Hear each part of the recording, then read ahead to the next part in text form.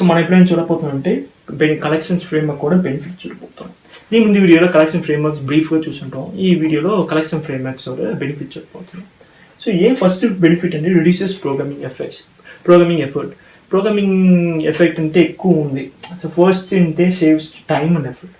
So ఇప్పుడు suppose మీరు వచ్చి పెద్ద సాఫ్ట్వేర్ డెవలప్ చేస్తున్నారంటే ఆ టైంలో మీకు వచ్చేసి ఎక్కువ మెమరీ హ్యాండ్లింగ్ అంతా కావాలా, ఆపరేషన్స్, ఈ డేటా ఆపరేషన్స్కి సమ్ కోడ్ కావాలా.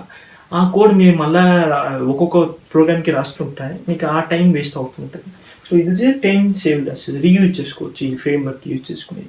And then effort both in terms of మనీలో చూస్తే పెద్ద కంపెనీ, మీకు మీ వర్క్ చేసే కంపెనీలో మీకు సమ్ అమౌంట్ పే చేస్తున్నాం. ఆ అమౌంట్ పే చేసేప్పుడు మీరు వచ్చేసి ఒక్కొక్క ప్రోగ్రామ్కి ఒక సేమ్ కోడ్ మళ్ళీ రాస్తూ ఉంటే టైం వేస్ట్ అవుతుంది, మనీ వేస్ట్ అవుతుంది. And then provides useful data structures అని అర్థం. ఎందుకంటే కలెక్షన్ ఫ్రేమ్వర్క్స్ అంతా ఒక జావా కమ్యూనిటీ చేసిన వల్ల data structures and then algorithms ఎప్పుడు మీకు బెస్ట్గా ఉంటుంది. సపోజ్ మనతో ఏమైనా వచ్చేసి బెస్ట్ అల్గారిథమ్ ఉంటే మనం వాళ్ళకి కాంట్రిబ్యూట్గా చేయొచ్చు. అవుతుంది మనం చేసి ఇంపార్టెంట్ టాస్క్ కాన్సన్ట్రేట్ చేయొచ్చు. సో ఏ సాఫ్ట్వేర్ డెవలప్ చేయాలి కదా, కలెక్షన్ ఫ్రేమ్వర్క్ లేకుండా ఏ సాఫ్ట్వేర్ రాయకూడదు. యాక్చువల్లీ ప్రోగ్రామే రాయకూడదు. సాఫ్ట్వేర్ అది ఇంకా హయ్యర్ టర్మ్స్, ప్రోగ్రామే రాయకూడదు.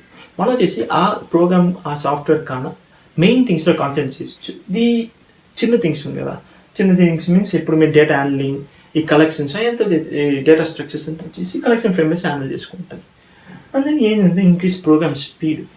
So program speed various things, very factors. First is high performance. ఎందుకంటే best data structures and best algorithm use చేసిన వల్ల పర్ఫార్మెన్స్ ఇస్ భయంకరంగా ఉంటుంది. Performance in terms of time and also in terms of memory. అట్లా quality of code కూడా బాగుంటుంది. ఎందుకంటే standard things. So ఇక్కడ ArrayList యూజ్ చేయాలంటే ఇక్కడ యూజ్ చేస్తున్నారు. ఈ యూజ్ కేస్కి ArrayList బెస్ట్ అంటే యూజ్ చేస్తున్నారు. సో అమ్మ సమ్ స్టాండర్డ్ థింగ్స్ ఉంటుంది. సో దానివల్ల మనకు కోడ్ కూడా క్వాలిటీ ఇంప్రూవ్ అవుతుంది. Reduces memory. So reduces memory example ఎలా చెప్తా అంటే ArrayList, అది కాకపోతే ఇంకా నేను డీటెయిల్గా నెక్స్ట్ వీడియో చూస్తాను. ArrayList వచ్చేసి డైనమిక్ అరేంజ్ చెప్పచ్చు.